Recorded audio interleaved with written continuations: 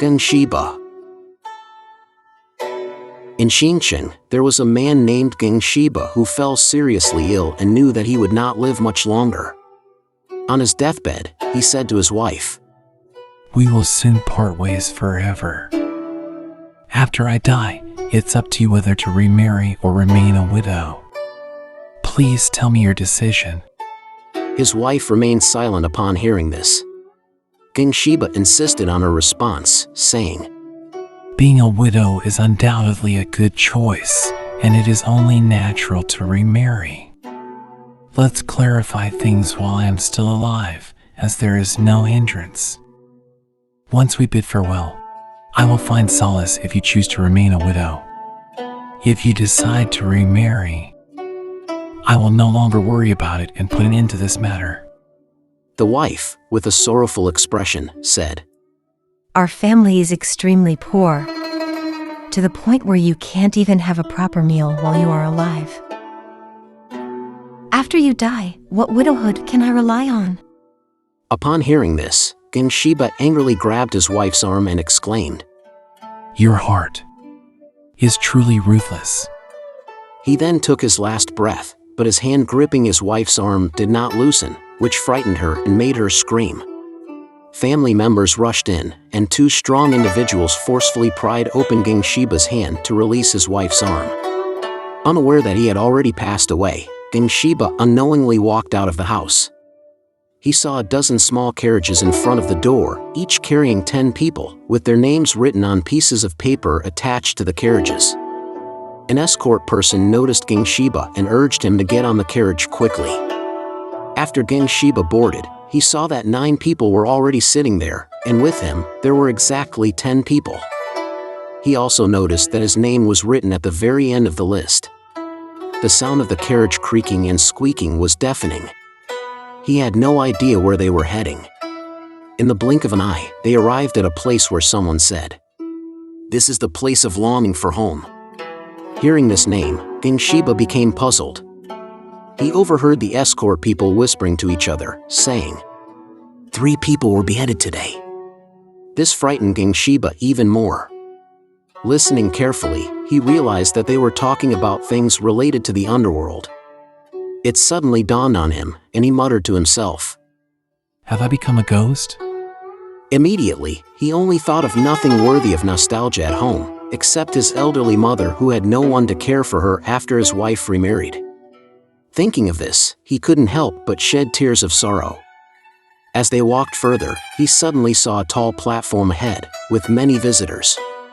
They looked haggard, wearing shackles, crying and calling out. They would go up and then come down again. It was said that this was the platform of longing for home. When everyone arrived, they all scrambled to climb onto the platform. The escorts used whips to prevent them from climbing up, but when it was Shiba's turn, they urged him to go up and take a look. Shiba quickly ascended several tens of steps and reached the top of the platform. Looking up, he saw his own courtyard and house as if they were right in front of him. However, he couldn't see clearly inside the house. It was like being shrouded in mist and fog.